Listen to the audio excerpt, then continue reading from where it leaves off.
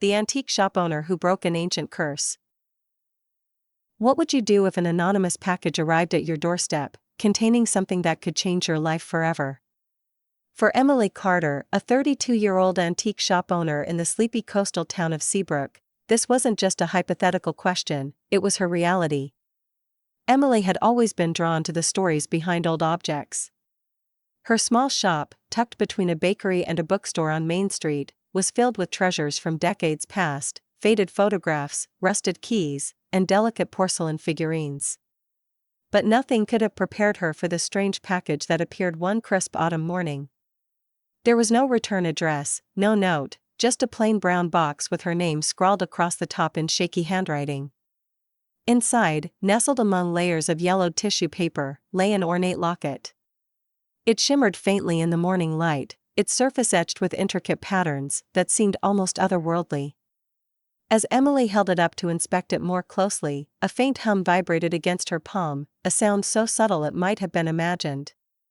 Yet, there was something undeniably unsettling about it. She opened the locket carefully, revealing a faded photograph inside. Two figures stared back at her, their faces eerily familiar. They looked like her parents, but younger, much younger than she remembered them being. How could this be possible? And why send it to her now? The mystery deepened when Emily showed the locket to her mother later that day. Instead of offering answers, her mom's reaction only raised more questions. "Where did you get that?" she asked sharply, her voice trembling as she snatched the locket from Emily's hands. When pressed for details, she grew evasive, muttering something about family heirlooms before abruptly changing the subject. That night, unable to shake the feeling that something was off, Emily stayed up late researching the locket online. What she discovered sent chills down her spine. According to local legends, the locket was linked to a series of disappearances that had haunted Seabrook over 50 years ago. Each victim had reportedly come into contact with the same artifact shortly before vanishing without a trace. Was this mere coincidence, or was her family somehow connected to these dark events? Little did Emily know, uncovering the truth would lead her down a path far more dangerous and personal than she ever imagined. A hidden past. The next morning, Emily couldn't shake the feeling that the locket was more than just an old trinket. She decided to dig deeper, starting with the faded photograph inside. The two figures in the picture bore an uncanny resemblance to her parents. Her mom's sharp cheekbones and her dad's warm smile were unmistakable, but they looked decades younger. How could this be? Her parents weren't even born when the locket supposedly went missing, according to the legends she'd read online. Yet, there they were, frozen in time, staring back at her with expressions that seemed almost guilty. Determined to get answers, Emily drove to her childhood home later that afternoon. Her mom was in the kitchen, humming softly as she chopped vegetables for dinner. "Hey, Mom," Emily began casually, pulling out the locket from her pocket. "I found this yesterday. Does it look familiar?" Her mom froze mid-chop, the knife clattering onto the counter. For a moment, she said nothing, her face pale. Finally, she let out a shaky laugh. "Where did you get that?" she asked, her voice barely above a whisper. "It's just an old thing," she added quickly, turning back to the cutting board. But Emily wasn't convinced. That night, after returning home, Emily stayed up late researching the locket further.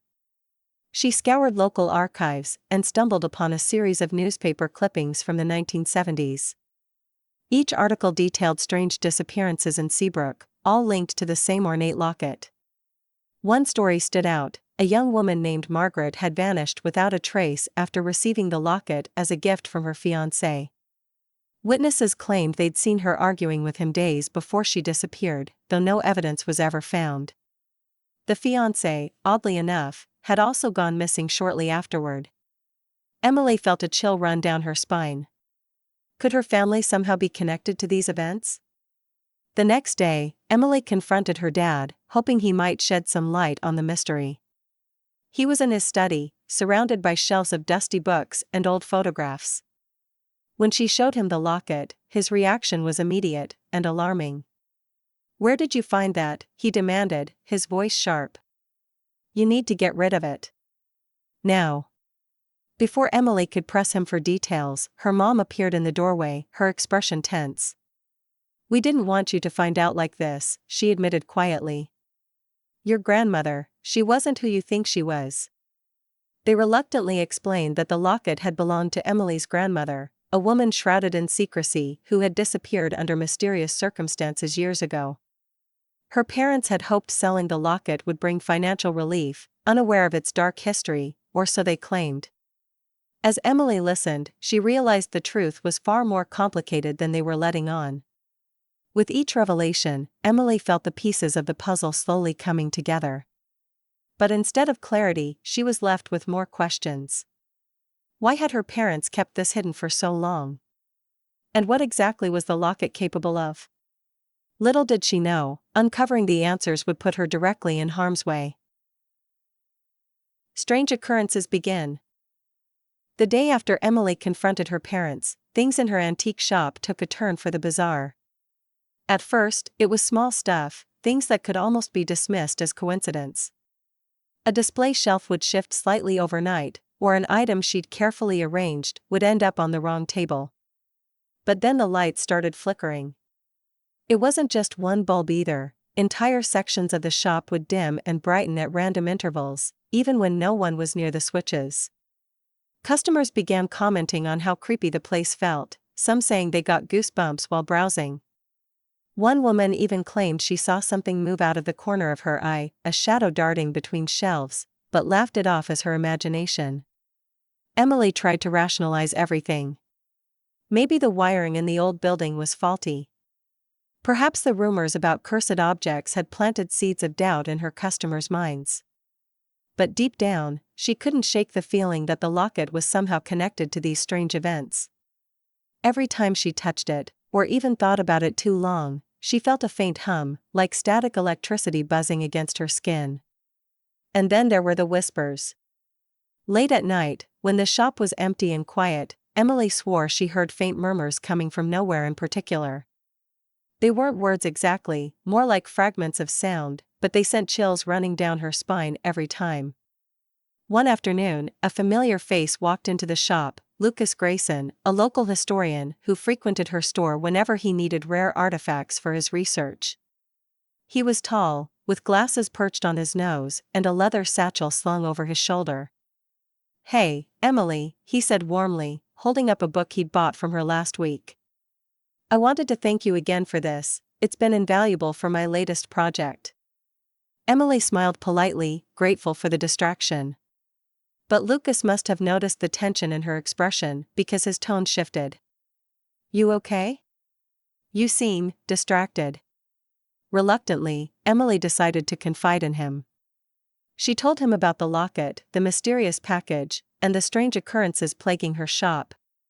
To her surprise, Lucas didn't dismiss her concerns. Instead, his eyes lit up with curiosity. "This might sound crazy," he said, pulling out his phone, "but I think I've heard something similar before." He showed her an article he'd bookmarked months ago, a collection of newspaper clippings detailing unexplained disappearances in Seabrook decades earlier. Each victim had reportedly come into contact with the same ornate locket shortly before vanishing without a trace. As Emily read through the details, her stomach churned. The descriptions matched her grandmother's locket perfectly. Lucas suggested they dig deeper together, starting with the abandoned lighthouse on the outskirts of town. According to local legends, it was once a hotspot for occult activity, and many believed the locket originated there. Though part of Emily wanted to ignore the whole thing and pretend none of it was real, another part of her knew she couldn't. Something about the locket was drawing her in, pulling her toward answers she wasn't sure she was ready to face. That night, as she locked up the shop, she caught a glimpse of herself in the window. For a split second, it looked like someone else was standing behind her, a figure with hollow eyes and an eerie smile. When she turned around, there was no one there. Whatever was happening, it was escalating, and fast. Family secrets revealed. The next morning, Emily decided it was time to confront her parents again, this time with Lucas by her side. She had called him early that day, explaining everything she'd uncovered about the locket and its connection to the disappearances in Seabrook. To her relief, he didn't hesitate to offer his help. "We're in this together," he said firmly as they drove toward her childhood home. The weight of what she was about to do settled heavily on her shoulders, but having someone trustworthy beside her made all the difference. When they arrived, her mom greeted them at the door, her smile faltering when she saw Lucas. "What's going on?" she asked cautiously, glancing between the two of them. Emily wasted no time cutting to the chase. "Mom, we know about Grandma," she said, her voice steady, despite the storm of emotion swirling inside her.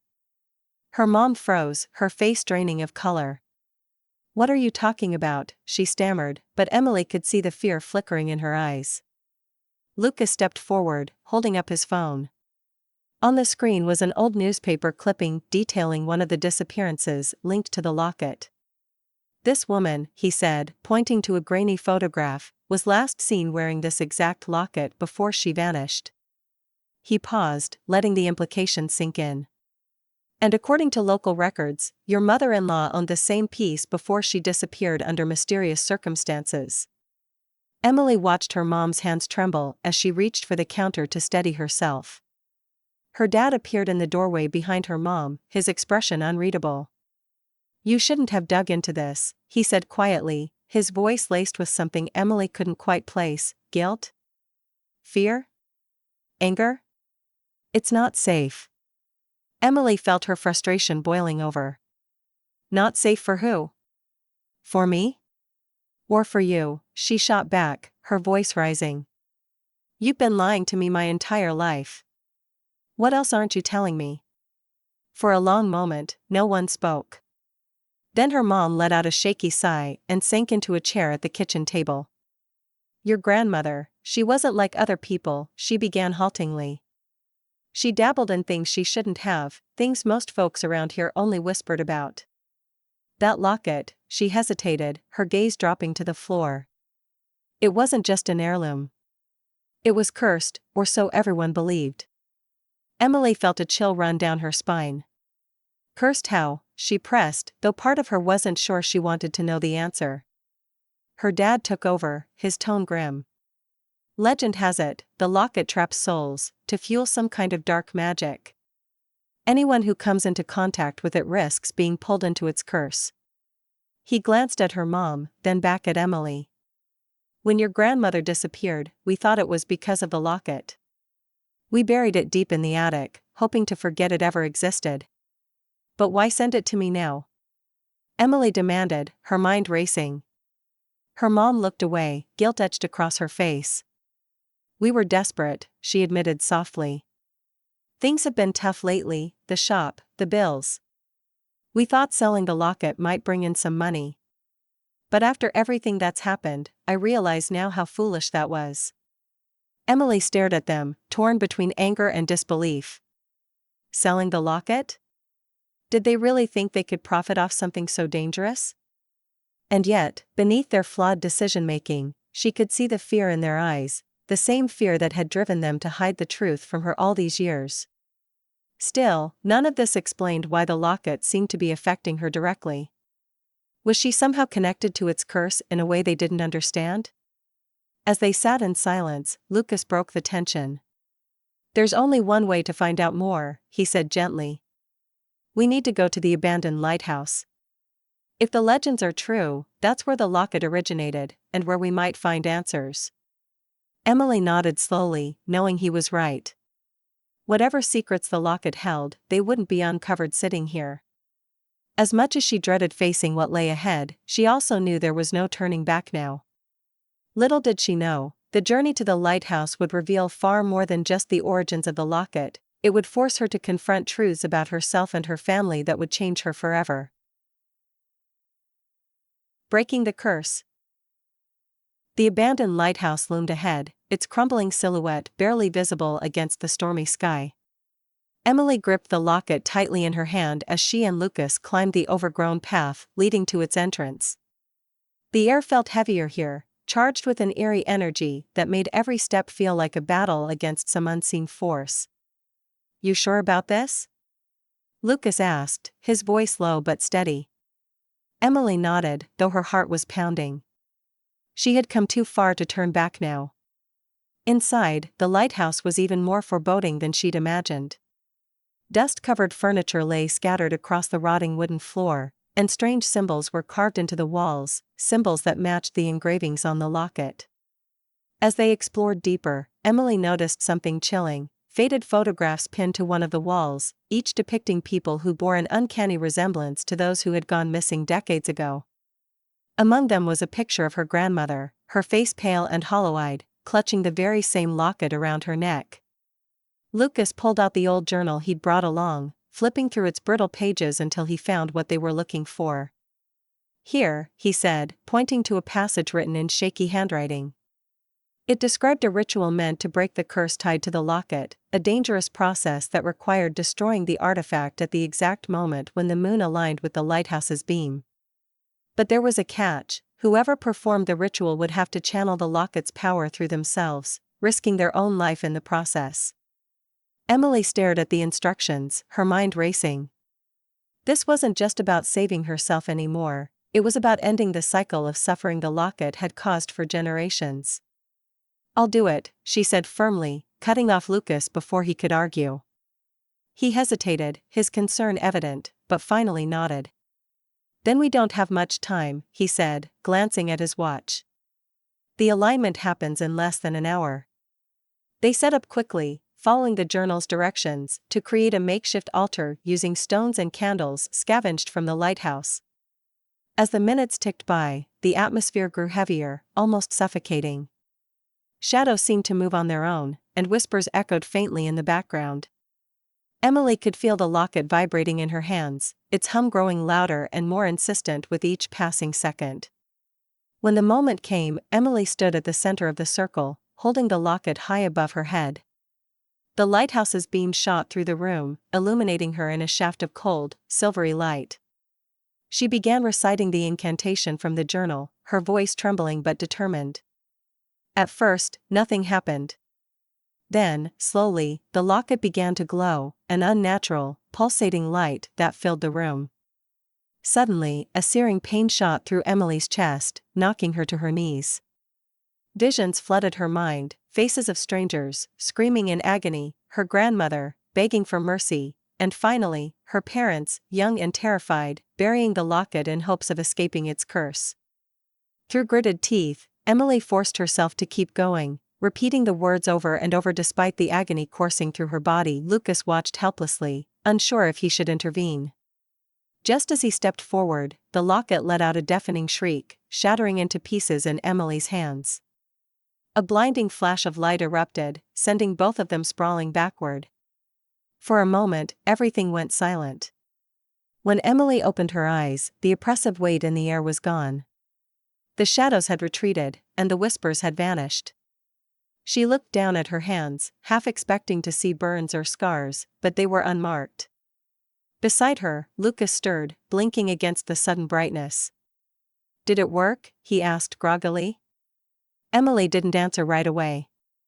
Instead, she picked up one of the shards of the broken locket, examining it closely. It was inert now, no longer humming or glowing. Whatever dark magic had once fueled it was gone. But as relief washed over her, she couldn't shake the feeling that this victory had come at a cost, one she might not fully understand yet. Still, for the first time in weeks, she felt free. Free from the fear, the paranoia, and the constant sense of being watched. Whatever lay ahead, she knew she'd faced the worst and survived.